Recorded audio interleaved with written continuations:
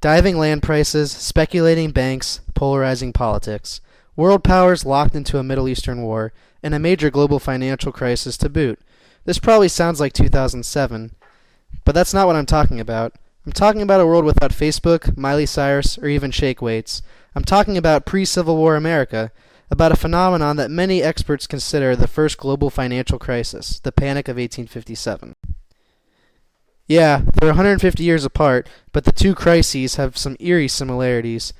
But they're also different. The Panic of 1857 sounds a lot cooler.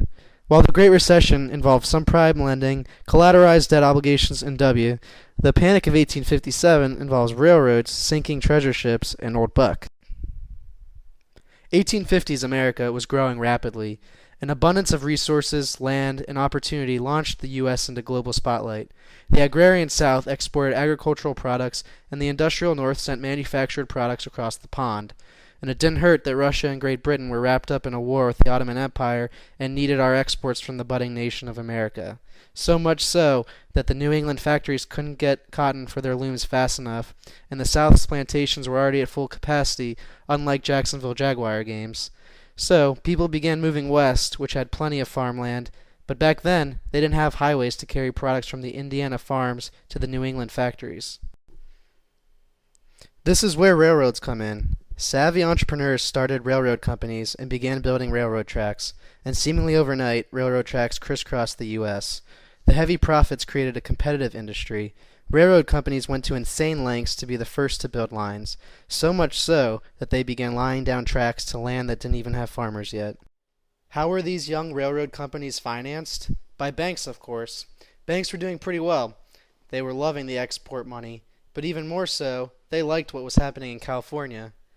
You've probably heard of the California Gold Rush. After all, there's an NFL team named the 49ers. Well, in 1848, gold was discovered in California, and over the next 7 years, literally tons of gold was found, and a lot of it ended up in these eastern banks. The banks made it rain on the railroad industry through loans and investments.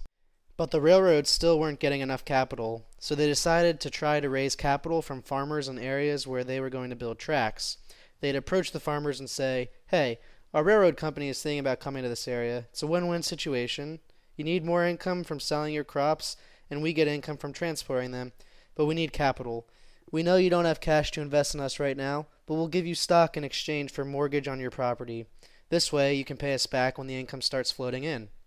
No cash changed hands. Farmers walked away with railroad stock and a railroad line, and the railroad companies increased their equity and assets through a mortgage receivable. Plus, the company's dividends were even used to offset the interest payments. But the railroads still didn't have any cash, so they pulled the subprime mortgages together and tried to sell them on Wall Street. Sound familiar? This was the first pooled mortgage securitization.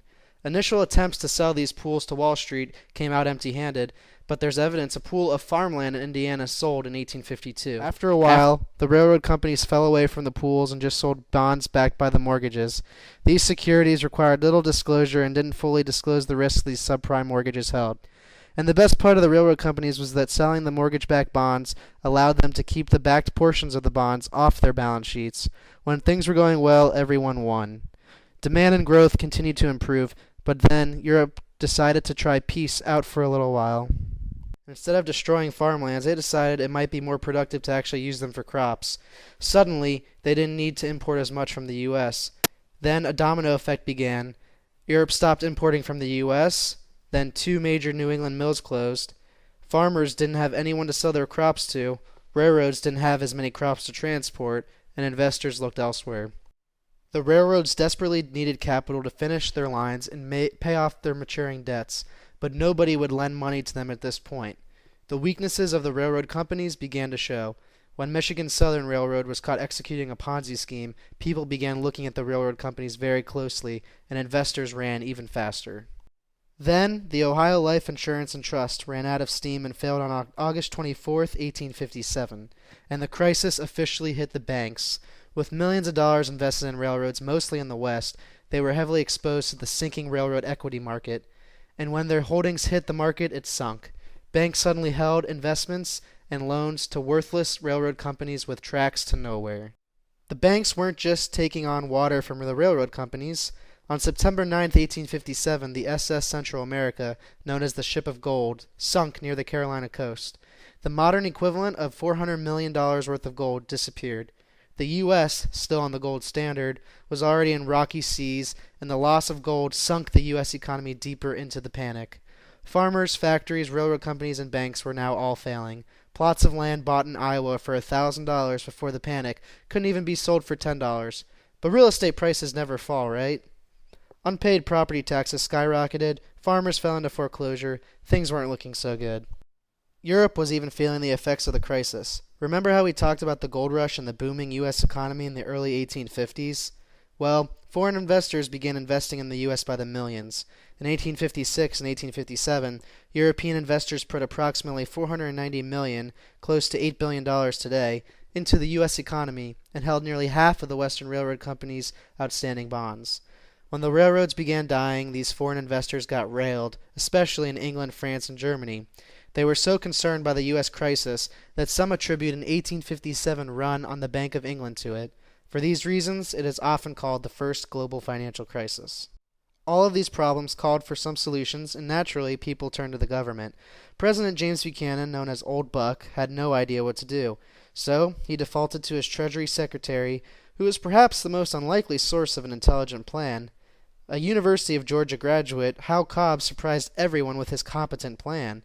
He convinced Old Buck to order a bank holiday in late October to prevent a run on the banks and issue revenue bonds for the first time since the Mexican-American War.